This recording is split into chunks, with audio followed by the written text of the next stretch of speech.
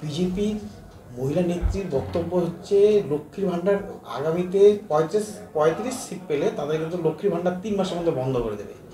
এই বিষয়ে আপনি কি বলবেন? বাংলার মহিলারা যারা এই দ্রব্যমূল্যের বাজারে 1000 টাকা 1200 টাকা করে পাচ্ছেন, যেটা আমাদের মহিলা সশক্তিকরণের ক্ষেত্রে এবং একটা বড় পদক্ষেপ, যেটা গোটা ভারতবর্ষ জুড়ে গোটা পৃথিবী জুড়ে কোথাও এমনটি আমরা দেখতে পারিনি।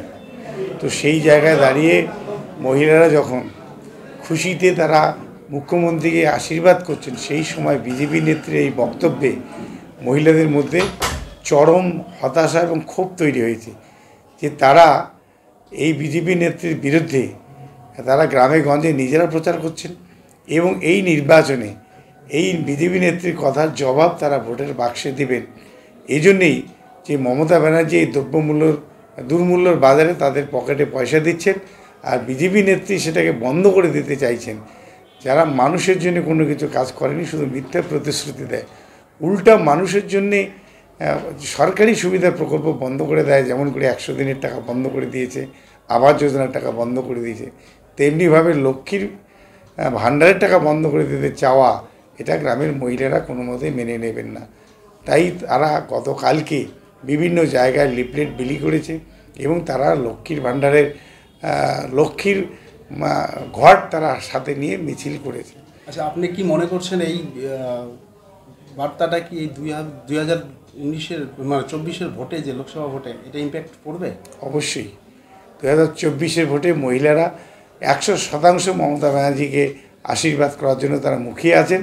তারা কোনো রং দেখছেন না, তারা কোনো কিছু দেখছেন না। মমতা ব্যানার্জি যিনি প্রার্থী, জোড়াফুল চিহ্নকেই তারা দেখছেন, কারণ মমতা ব্যানার্জি তাদের জন্য কাজ করে।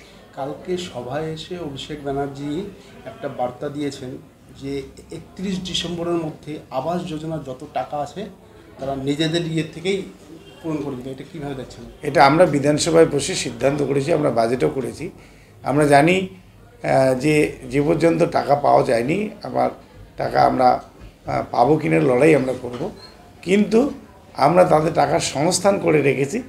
এবার যেহেতু আমরা 100 দিনের টাকা আমরা দিয়ে দিয়েছি, প্রায় 53 লক্ষ শ্রমিককে আমরা দিয়ে দিয়েছি, 11.5 লক্ষ আবাস যোজনার ঘরের টাকাও আমরা 31 ডিসেম্বরের মধ্যে প্রত্যেকটা বেনিফিশিয়ারির অ্যাকাউন্টে আমরা দিয়ে দেবো। দাদা, ভোটের লাস্ট দিন, আজকে প্রচারের শেষ দিন, এতদিন প্রচার করে কি বুঝলেন? কতটা আশাবাদী আপনি? লাস্ট আমি যেদিন প্রার্থী হিসাবে আমার নাম ঘোষণা হয়েছে, আমি সেদিনই বলেছি যে আমি 100% আশাবাদী, এবং আজকেও আমি বলছি যে 1 মাসের বেশি সময় ধরে প্রচার করে আমার যে অভিজ্ঞতা, কারণ আমার 31 বছরের রাজনৈতিক প্রতিনিধিত্বের জীবনে আমি যেটা দেখেছি যে মানুষের চোখ মুখ দেখলে বোঝা যায় মানুষ কাকে ভোটটা দেবে।